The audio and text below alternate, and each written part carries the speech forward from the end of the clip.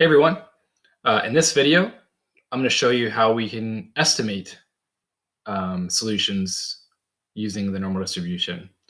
We're going to develop a kind of rule that we can use to kind of estimate probabilities when a data value is 1, 2, or 3 standard deviations above and below the mean. And then you're free to use this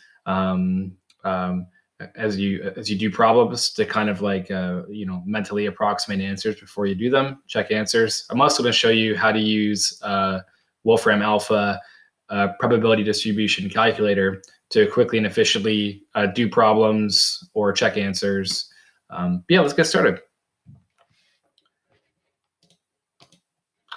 So we're back with the monkeys.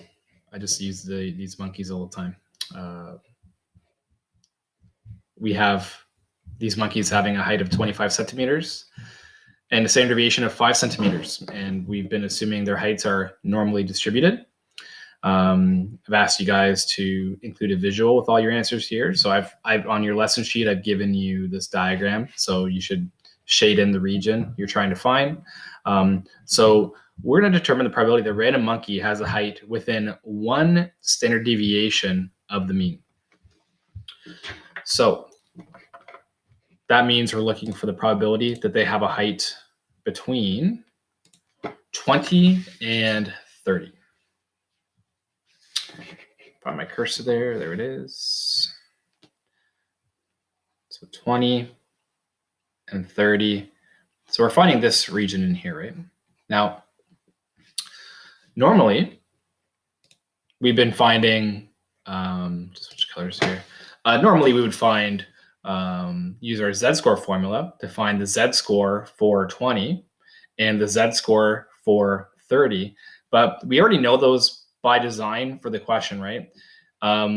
Those two values correspond to a value 1 standard deviation above the mean and 1 below the mean. So that means the z-score for 20 is -1. It's 1 standard deviation below.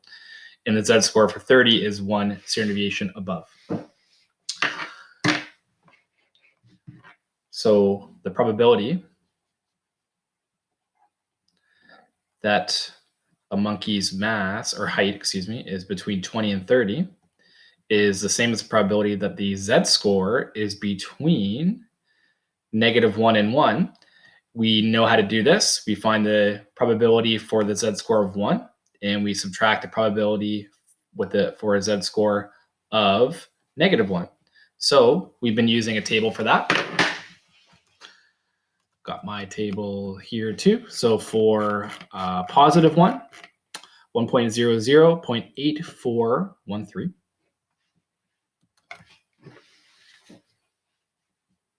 0.8413.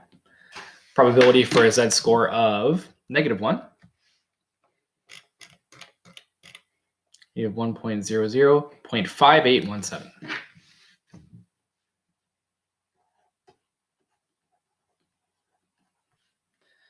And let's see what we get.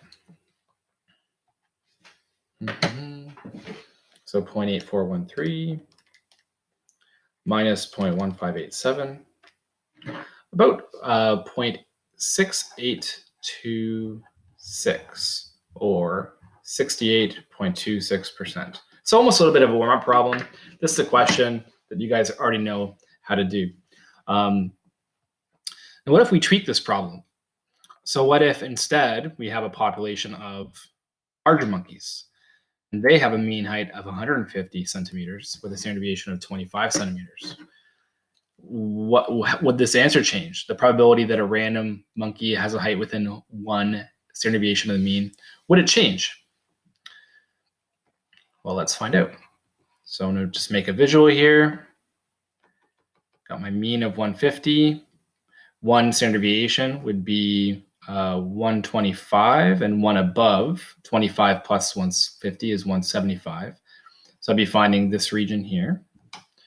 And then if I proceed as I normally do, so I'd find my z-score for 125. Now again, I can use the formula, right? But 125 is 25 less than 150. By design, it's 1 standard deviation below. So If you really feel that you need to use a formula to verify that and feel comfortable, please do. But like I've said, these values are one standard deviation above and below. Now at this point, you should be saying, hey, this looks familiar. So if we're finding the probability, in this case, of a monkey being between 125 and 175, we found their z-scores. That's the same as the probability of a z-score being between -1 and 1. But hey, we already did this, right? It didn't matter what the mean and standard deviation were. If we were finding the probability that a value is within one standard deviation of the mean, we're always going to be using z-scores of -1 and 1, right? So our answer is never going to change. It's always going to be 68.26%. So 0.6826 or 68.26%. So no matter what mean and standard deviation, I'm going to get the same answer. Within one standard deviation of the mean, about 68.26% of the values are within one standard deviation of the mean. So we can make a summary there. You guys can fill in this blank. So hopefully you're convinced. So this is true for any normal distribution. Approximately 68% of the data is within one standard deviation of the mean, a little bit over 2/3. And that's true for all of them. Hopefully you're convinced. What about two standard deviations above and below? So we don't, at this point, we no longer really care about what the mean and standard deviation are, whether they're the small monkeys or the big monkeys, right? If you want to find the probability that a value is within two standard deviations of the mean, that means you're finding the probability that the z-score is between -2 and 2. So can you guys do this? Look up the z-score for 2, or the probability for a z-score of 2, and subtract the probability associated with a z-score of -2. If you want to pause the video and do that, or you can follow along with me. Z-score for 2 is 0.9772. Whoops. Just erase that there, 0.9772.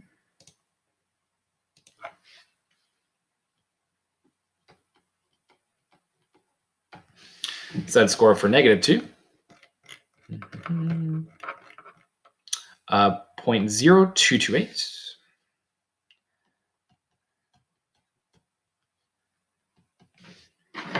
And if we subtract these two guys, and so again, this would be true for any normal distribution.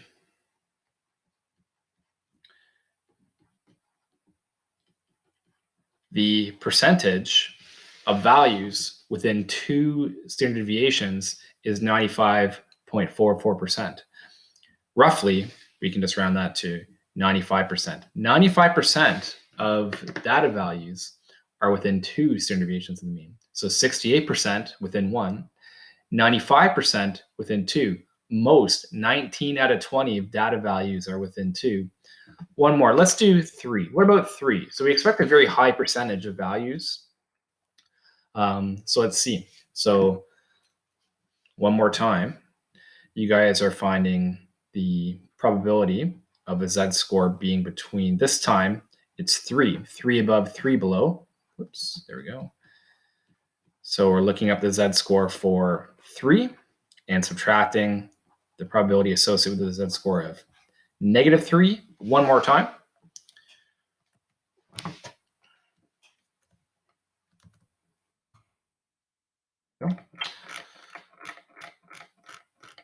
For 3.9987. I mean, you can see 99.87% of values are less than 3 standard deviations above the mean. If you have a value 3 standard deviations above the mean, it's very, very rare. It's an outlier territory for sure. And for -3, go all the way back here, 0.0013. Very small. And we subtract those guys, 0.9877 minus 0.0013.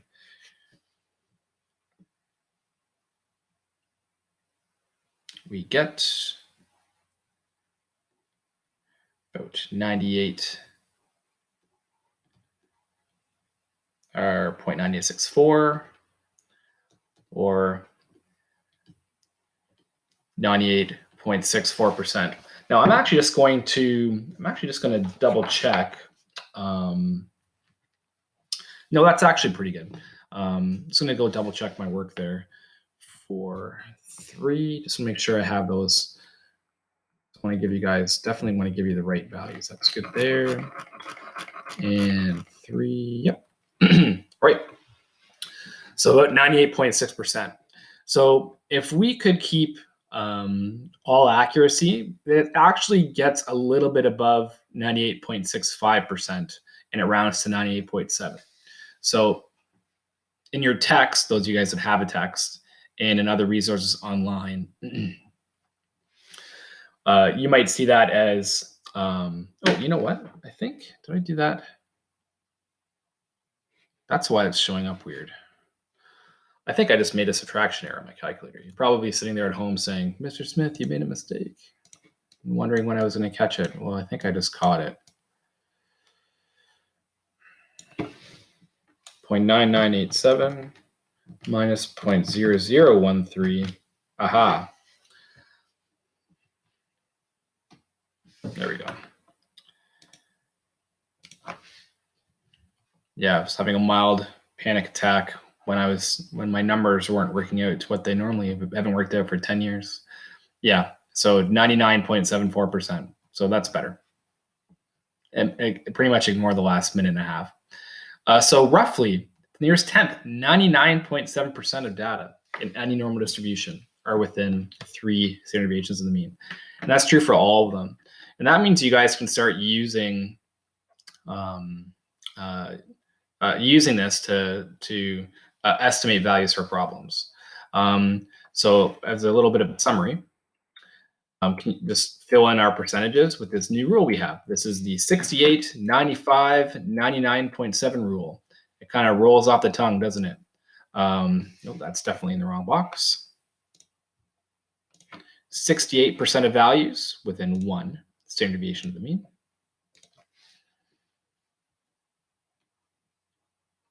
95% within 2, and 99.7% of values within 3 standard deviations of the mean. Of course, this is an approximation, but we actually did the answers as well, and we saw that these are pretty close. Yeah, so this is the 68, 95, 99.7 rule. Now, one last thing I wanted to show you guys today is an online tool that you can use to do normal distribution problems really quickly. If you're practiced up and you know what you're doing, you know how to use your table, then at some point when we're trying to do more involved problems, we just want to be able to do this quickly and not have to grind out a table. So I have loaded up here a probability distribution, a normal distribution calculator. I will link this on Brightspace for you guys, but let me show you how it works. So you pump in a mean standard deviation. So I'll use our monkeys, for example. So we were using a mean of 25 and a standard deviation of 5. Now, if you recall, for our very first question, we were finding the probability that a monkey's height was within 1 standard deviation of the mean. So that means our lower bound was a height of 20 centimeters, and our upper bound was a height of 30 centimeters. And what's cool about this calculator is I believe it gives you a visual. Here we go. 0.6826. So it doesn't give us a visual, but it does give you an answer. So about 68%. And then when we go to within 2, so that would be 15 to 35, and recalculate. Just have to scroll over a little bit. We get, as we see, 95%. And to go with 3, so that's 10 and 40, we should get our 99.7.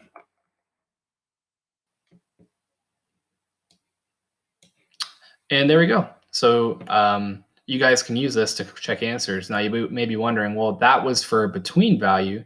How do you do a less than value? So I'll show you.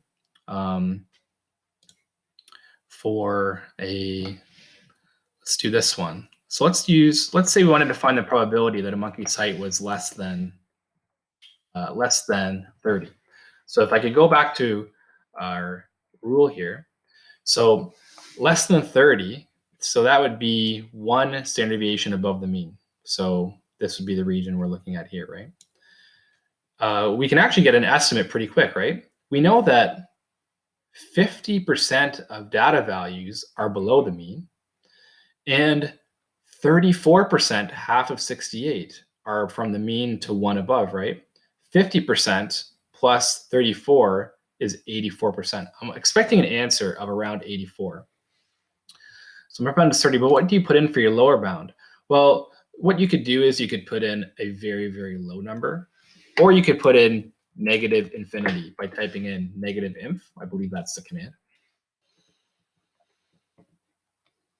And you can see I got about 84%, okay?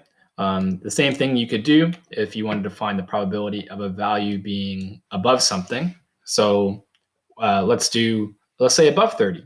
So we're expecting about 16%. So the lower bound would be 30, and for the upper bound, you can use a very big number, or you can use infinity, INF. Hit submit.